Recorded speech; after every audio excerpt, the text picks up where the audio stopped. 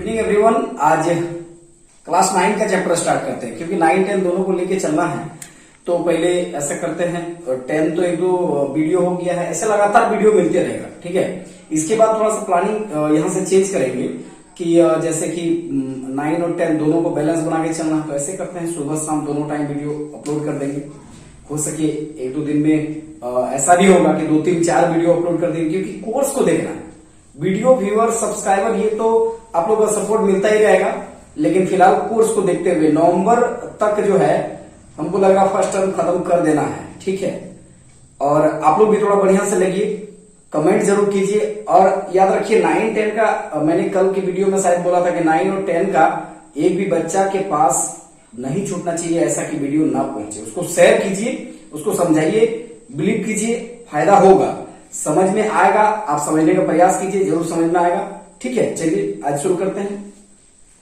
संख्या पद्धति क्लास 9 में पहला जो चैप्टर है वो है संख्या पद्धति, ठीक है। क्लास 9 संख्या पद्धति, इसको 1.1 एक्सरसाइज 1.1, ठीक है। यहां होता है परिमेय संख्या, ओके। यहां सबसे बड़ा जो सवाल है वो है परिमेय संख्या की। परिमेय संख्या है क्या चीज? देखिए, परिमेय संख्या का अगर डिफिनेशन बात करेंगे, उसका अगर हम लोग एक ये बात पूछेंगे कि सर इसका मीनिंग क्या होता है, डिफिनेशन क्या होता है, इसका मतलब क्या होता है, ठीक है। तो इसका अगर हम लोग परिभाषा लिखेंगे तो लिखेंगे जिसे हम P/Q के रूप में लिख सकते हैं, बटे में जिसको लिख सकते हो। जरूरी नहीं है हम P/Q बोल रहे हैं, आप हो सके A/B के रूप में लिख सकते हैं। मतलब कोई भी संख्या को जिसको हम बटे में लिख सकते हैं, ठीक है, वो एक परिमेय संख्या होगा, ओके। बाकी आप बोलिएगा सर अपरिमेय किसको बोलेंगे, तो अपरिमेय का बोल सकते हैं डिफिनेशन जिसको हम P/Q के रूप में नहीं लिख सकते हैं। इसका एक कंडीशन भी दिया हुआ है कि P/Q where Q equal to not 0। कहने इसका ये फॉर्मूला क्या कहता है कि P कोई भी रहे कोई मतलब नहीं है, ठीक है, लेकिन Q मेरा 0 नहीं होना चाहिए। हाँ, आप बोलिएगा सर अगर Q 0 नहीं होना चाहिए तो क्या P 0 हो सकता है? हो सकता है, ऑफकोर्स हो सकता है, कोई दिक्कत नहीं। कंडीशन खुद बोल रहा है कि Q 0 नहीं होना चाहिए, ओके। Q मेरा नीचे है लेकिन ऊपर तो कंडीशन नहीं लगा हुआ, तो ऊपर मेरा 0 हो सकता है। सेम क्वेश्चन देखिए यहां पर है 1.1 का पहला नंबर क्वेश्चन यही बोल रहा है कि क्या शून्य एक परिमेय संख्या है? हाँ, शून्य एक परिमेय संख्या है। क्या आप इसे P/Q के रूप में लिख सकते हैं? जी हाँ, इसे हम P/Q के रूप में लिख सकते हैं।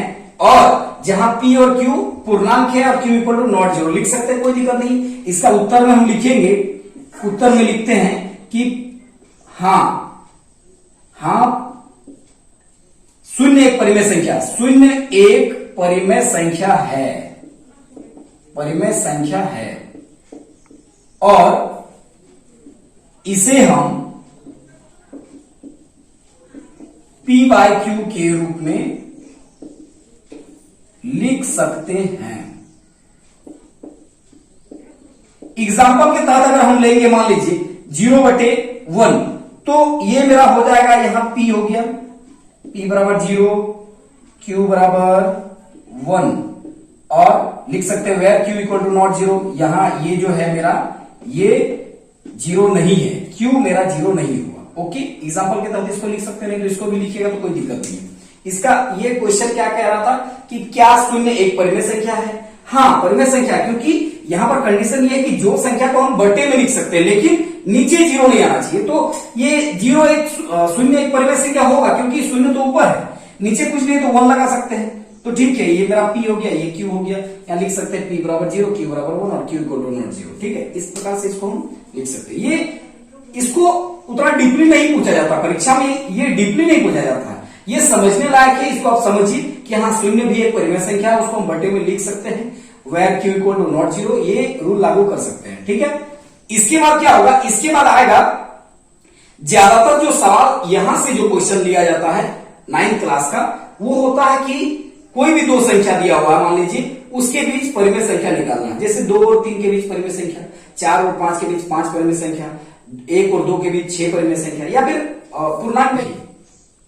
ये क्वेश्चन नंबर 2, वहां से हम किताब से नहीं, आपको यहां हिंट हम बता दे रहे हैं, किताब का क्वेश्चन बन ही जाएगा, ठीक है। यहां देखिए अलग अलग टाइप से बता रहे, टाइप 1, टाइप 2, टाइप 3, ठीक है, बन जाएगा कभी। पहला टाइप है 1 और 2 के बीच 3 परिमेय संख्या, ओके, कोई दिक्कत नहीं है।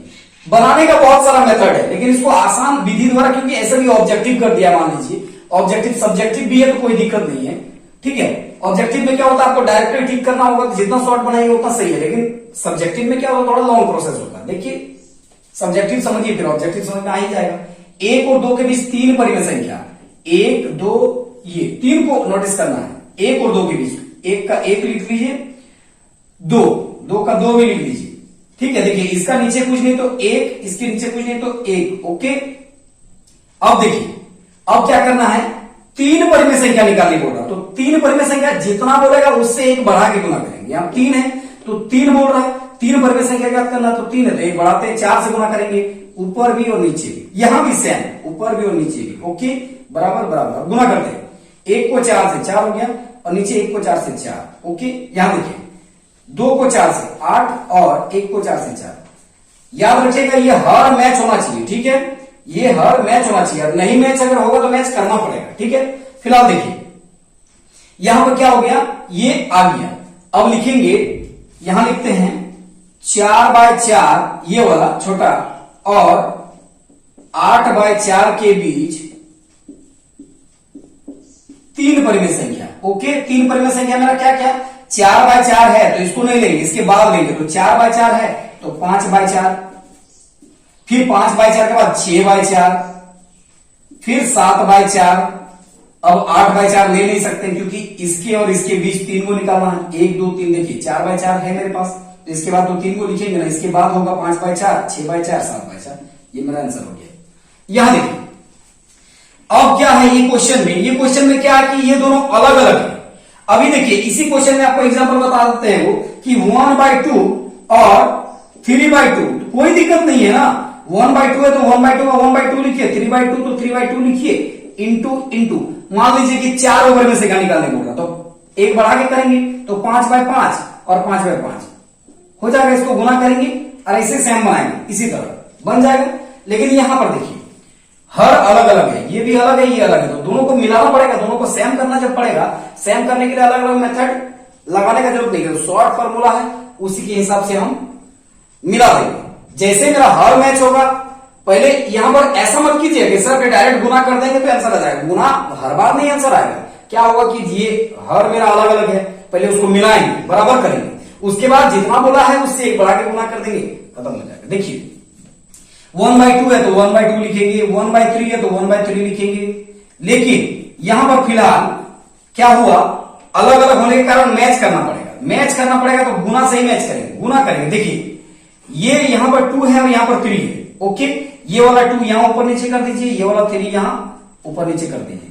देखिए 1 तिया 3, 2 तिया 6, यहां पर हो गया 2 और यहां हुआ 6, हर बराबर हो गया ना। अब जब हर बराबर हो गया तो ऐसा करते हैं, हर बराबर होने के बाद 5 को बोल रहा था, 1 बढ़ा के गुना करना है 6 से।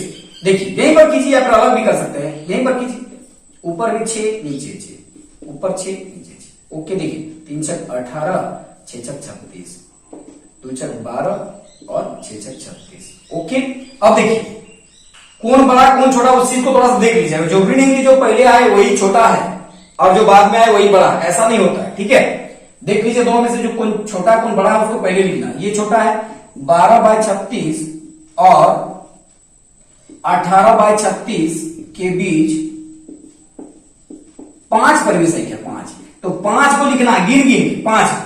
12/36 मेरे पास है, 12 के बाद क्या होगा, 13/36, 14/36, 15/36, 16/36 और 1 2 3 4 और 17/36 हो गया ना, क्योंकि इसके बाद तो 18/36 है मेरे पास।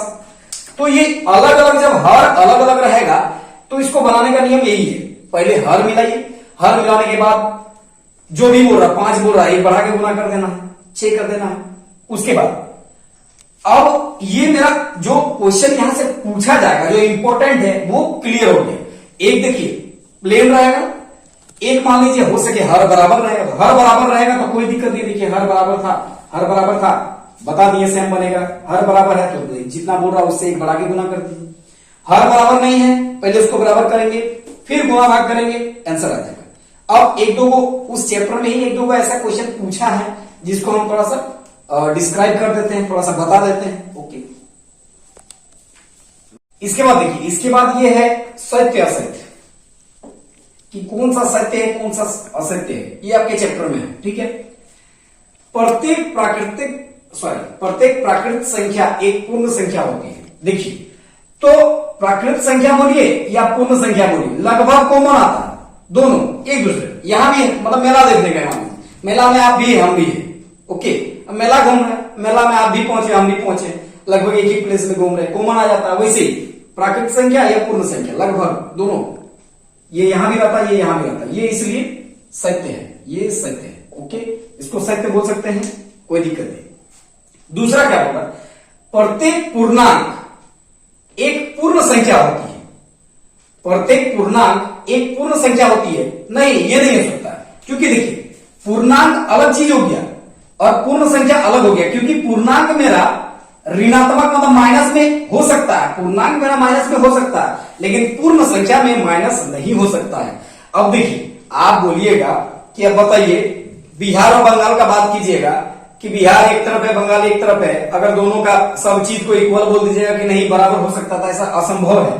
यहां पर मेरा माइनस है और यहां माइनस है ही नहीं, बराबर कैसे हो सकता है? प्रत्येक पूर्णांक एक पूर्ण संख्या नहीं हो सकती, नहीं हो सकती, ये माइनस होगा, यहां माइनस होगा ही नहीं, इसलिए ये असत्य है, असत्य है, ये असत्य हो गया, ओके। अब क्या है, प्रत्येक परिमेय संख्या एक पूर्ण संख्या होती है। तो देखिए, प्रत्येक परिमेय संख्या एक पूर्ण संख्या नहीं हो सकता है, ठीक है। प्रत्येक परिमेय संख्या एक पूर्ण संख्या नहीं हो सकता, क्योंकि देखिए परिमेय संख्या को हम लोग लिख सकते हैं बट्टे, ठीक है, जिसको हम लोग p/q के रूप में लिख सकते हैं, लेकिन पूर्ण संख्या तो पूर्ण संख्या होता है, इसका अलग ही एक पहचान है, और ये तो अपना बट्टे के हिसाब से आता है। तो हर परिमेय संख्या, जो भी परिमेय संख्या है वो पूर्ण नहीं हो सकता है, कुछ हो सकता मानते हैं, लेकिन ये यहां नहीं हो सकता, इसलिए ये क्या होगा, ये भी असत्य हो जाएगा, ओके।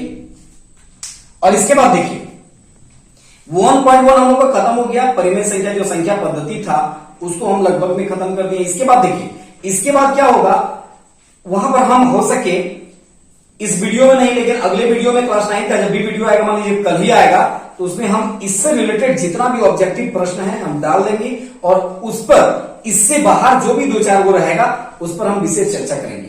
ऐसा हो सकता कभी कभार के ऑब्जेक्टिव पर ही विशेष चर्चा हो, ठीक है।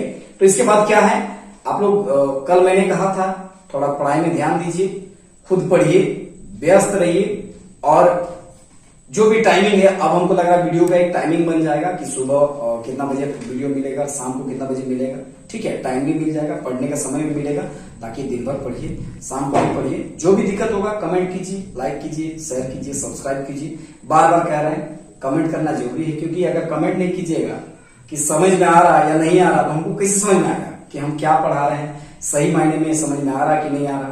दूसरा बात, 9-10 का जितना भी बच्चा है उसको कम से कम भेज दीजिए, उसको शेयर कर दीजिए कि भाई देखो यहां से तुमको फायदा होने वाला है, ओके।